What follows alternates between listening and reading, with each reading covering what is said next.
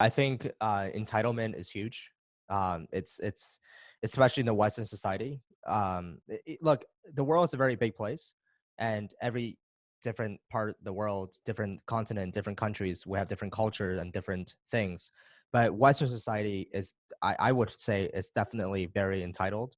Um, look how many protests there's been for the certain things.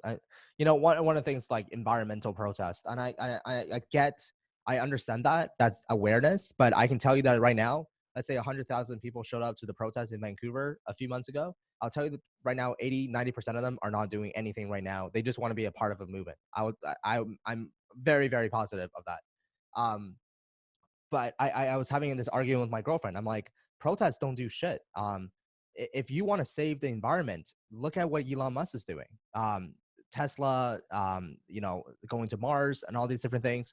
A protest is not going to do anything. You're protesting to rely on someone else to do something. You're trying to raise some sort of awareness so the government can come step in. The government, who are listening to this right now, I'll tell you this right now, okay? The government is not going to come save you. No one's going to come save you. Justin Trudeau is definitely not going to come save you, okay? If you are hoping that one day Trump or Justin Trudeau is going to come to your door and give you a big fat check so that your life can be better, I'm sorry, dear. You have to wake up right now. That is not happening. You need to predict your own future, and the best way to predict your own future is to plan it out and actually act upon it. So entitlement, for those who want to save the planet, don't just keep protesting. Go and better yourself, invest in yourself, learn something that will ban plastic, learn something that will ban fossil or whatever, fossil Like fuel. plastic products. Yeah, and there's there's um whatever, like the cow's fart literally contributes a lot to the pollution that we're currently experiencing. So look at Beyond Meat. They're a big company and they're trying to cut down on eating meat. Whether their stuff is good healthy or not, that's for a different debate. But I feel like if you really want to change the world, change yourself first. Invest in yourself, change yourself, start changing yourself first, start changing the people around you, and then you can work on a bigger plan, bigger vision. So many people that are out there to try to change the world, they're not even changing themselves. They're coming home at 5 o'clock in the afternoon, tired, quote unquote tired, and watching TV and Netflix all night. How do you expect to change the world if you're watching Netflix for 5 hours a night, watching whatever show there is on Netflix? It just doesn't. It can't happen. It's my Um, slacktivism, dude. What are you talking about? I yeah, watched the whole like 5 hour series on the environment. Like I yeah. did my part today. Mhm. So I'm very much so, like, even when I run Facebook ads, I have so many people hating on me, and that's completely okay because you got to be at a pretty weird spot in your life if you're hating on someone on social media that you don't know, and you're just like, oh, like, I hate this guy. Like, I can't imagine that person to be super happy with their life. But a lot of them like, oh, this is a scam because I teach other people how to sell on Amazon.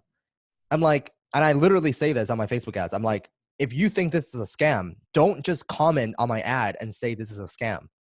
I want you to pick up the I want you to pick up the phone right now and call 911 and report me to the police or to some sort of a jurisdiction or department that will basically put me away for scamming people, which obviously I'm not. But what the point I'm trying to make is take action. Don't just be a keyboard warrior and hide behind a computer and do certain things. That actually doesn't solve any sort of problems. If you want to solve any sort of problems, go out there and actually get it done. So that's obviously an extreme example, but I think comfort is definitely key. Earlier, it's funny when you were saying that, there's technology and devices these days that enables us to be so connected, to make so much money and opportunities and so on and so forth. I was at lunch just now with a buddy, and we're just literally talking about that. We're like, there's literally people with a YouTube channel, and all they do is they turn on camera and they eat food. They eat food and they get paid hundreds of thousands of dollars of other people watching them eat food. I'm like, the sayings like that sounds too good to be true. Guys, the world is changing at such a rapid pace. If you still have that mentality of skeptical, like everything, I'm sorry, you're getting left behind. But if you have the open-mindedness and you're seeing so much possibilities and opportunities everywhere, the world is your oyster. Like you can do anything off a laptop and your cell phone right now, and you can create a massive business or whatever you want to create, essentially.